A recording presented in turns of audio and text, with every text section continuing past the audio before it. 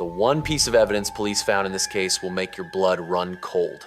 This 6-year-old vanished from a crowded baseball game while her mother was just feet away. I am revealing the suspect who got away with this for decades. You have to stick around until the end to hear the twisted clue he left behind in plain sight.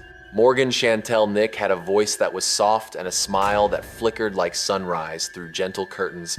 The kind of presence that didn't need to announce itself loudly to fill a room. She was 6 years old, blonde hair falling against her cheeks like strands of pale wheat, and she carried herself with a kind of cautious curiosity, as though she was always deciding whether the world was safe before stepping into it. Before the night that scattered her name across every corner of Arkansas, she belonged to a life shaped by small joys. A cat she adored, apples she loved to eat, days spent with Girl Scouts, learning how to make sense of the world, and dreams that stretched between wanting to heal others as a doctor or dazzle crowds beneath the bright lights of a circus ring. For those who knew her, these dreams didn't sound impossible. They sounded like a horizon waiting patiently for her little footsteps. Her parents, Colleen and Morris, had once shared a life held together by affection and the kind of hope that feels unbreakable in the early chapters of a marriage. But as life often does, it shifted. Arguments deepened into emotional distance, and when Morgan was still small, they separated. The separation was quiet, lacking the dramatic fractures other families endured. There were no courtroom battles, no custody wars, no angry speeches that echoed after the door had been closed. They each simply loved her. They each simply wanted her safe. And in that silent mutual agreement, the children stayed primarily with Colleen, who nurtured them with tenderness that seemed instinctive, like breathing. Colleen was the kind of mother who attended every small moment, every laugh, every whisper, every shy attempt at new friendships. She understood Morgan's quiet nature. She understood how her daughter observed before engaging, how she preferred to move gently rather than leap. Their bond was one built from presence rather than performance. Wherever Colleen was, Morgan followed easily, like a tiny shadow that trusted the sunlight it walked within. When she finished kindergarten, her teacher saw what her family already knew, that Morgan's gentleness was not timidity but thoughtfulness, that her quiet was not absence but depth. She seemed to understand things that children her age often skimmed past. But childhood is not measured by understanding alone. It is measured by experience, by the discovery of independence, by learning when to step away from a parent's hand and trust that the world will hold you instead. And the night in Alma, Arkansas, was meant to be one of those small steps. It was the 9th of June, 1995, a warm evening breathing the scent of summer grass and stadium dust. A minor league baseball game was unfolding under the lights, the field glowing in the hazy dark like a stage set for ordinary memories. Colleen had received the invitation from a friend. It was nothing grand, nothing elaborate, just a chance to watch a game, to spend time, to let the children play while parents shared the soft rhythm of conversation. The drive took about half an hour, enough time for Morgan to look out the window and imagine stories in the passing night. When they arrived, the stands were already full, voices layered over one another in a warm, harmless noise. Colleen held Morgan close at first, letting her feel the space, letting her decide how she wanted to inhabit it. But when two older children, Jessica and Thank You, approached with friendly curiosity, Morgan's natural reserve flickered. She hesitated. She asked silently with her eyes whether this was safe. And for a moment, Colleen wasn't sure either. She had always been the careful mother, the one who said, "Just a little closer to me," the one who checked locks twice, the one who listened to her instincts, especially where her children were concerned.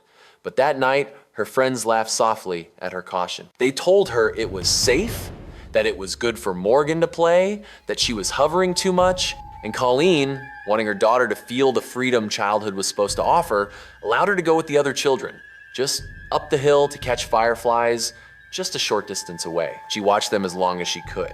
But the world is not still. People stood, the game began to end, bodies shifted, voices swelled, and in that tiny window where attention breaks to take in another moment, Morgan was no longer where she had been. Jessica and Thank You came back without her. The confusion arrived first, soft and blinking. The kind that assumes a misunderstanding, a simple misstep, a child playing a hiding game. But when the second stretched long enough to become fear, Colleen's voice rose above the stadium noise. People heard her. People came. They spread out in widening circles like ripples from a stone dropped in still water. And then the story fractured into the memory of a truck, red but faded. A camper shell mismatched to its bed. A man no one knew. A conversation too brief to seem dangerous until it became the last known moment before everything unraveled. Morgan was gone. The night that had been ordinary became a place the town could never walk through the same way again. Search parties formed with a fervor born not of organized process but of primal human alarm. Flashlights cut through the dark. Voices called her name loudly enough to scrape into the trees. Police arrived, trying to establish order, trying to gather witness accounts, trying to build a picture of a moment already slipping through memory's grip. And all the while, Colleen walked.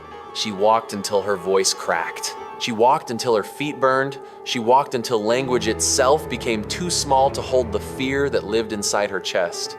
From that moment forward, life became a story with no ending. The police investigated the children's recollection. They described the man between his 20s and late 30s, dark hair streaked with gray, beard, mustache.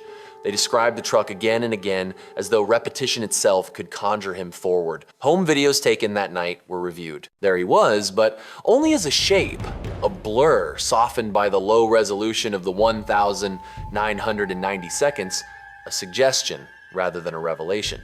There was no license plate number, there was no trace of where he had gone, and Morgan was no longer anywhere that could be reached. The investigation broadened, Morris was questioned, then cleared.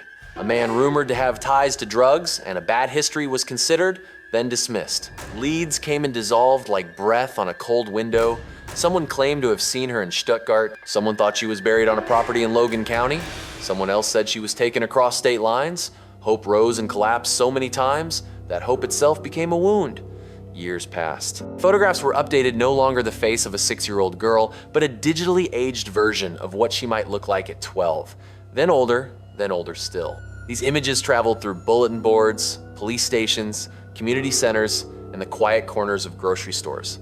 They were time capsules, living in real time, a child aging without living.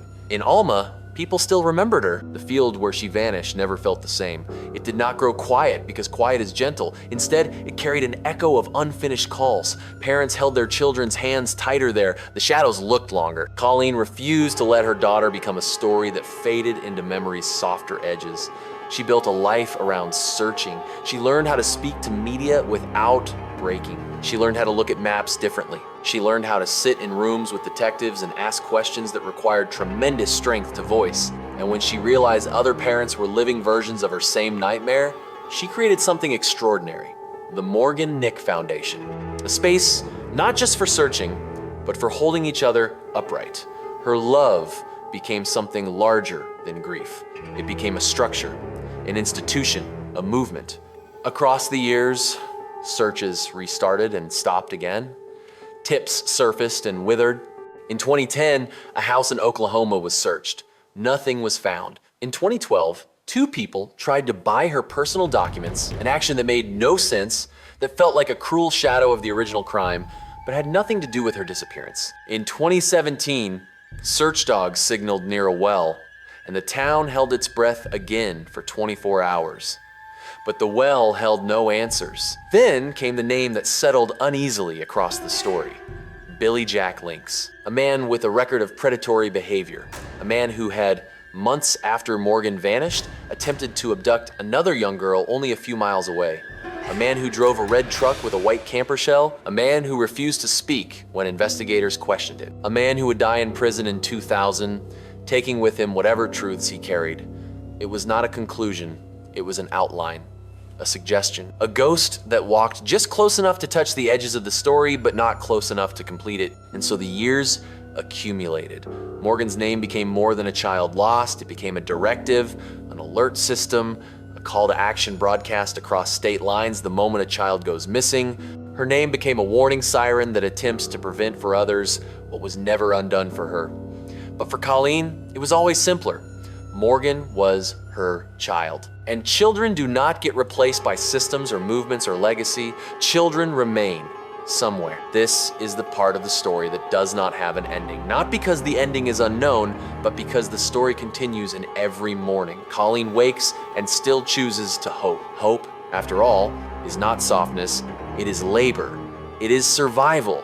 It is the decision to keep searching in a world that has given every reason to surrender. It is the refusal to accept silence as final. There are nights when Colleen stands outside and looks at the sky, not searching for signs, but simply breathing in a kind of quiet the world can't access. She knows that memory does not decay when it is held with intention. She knows that love is not bound by time. A child does not disappear from a mother's heart, even when the world can no longer hold their shape. There are still tips today. There are still leads. There are still phone calls that ring in the middle of dinner, in the middle of sleep, in the middle of normal life, trying to happen. And each time, she answers.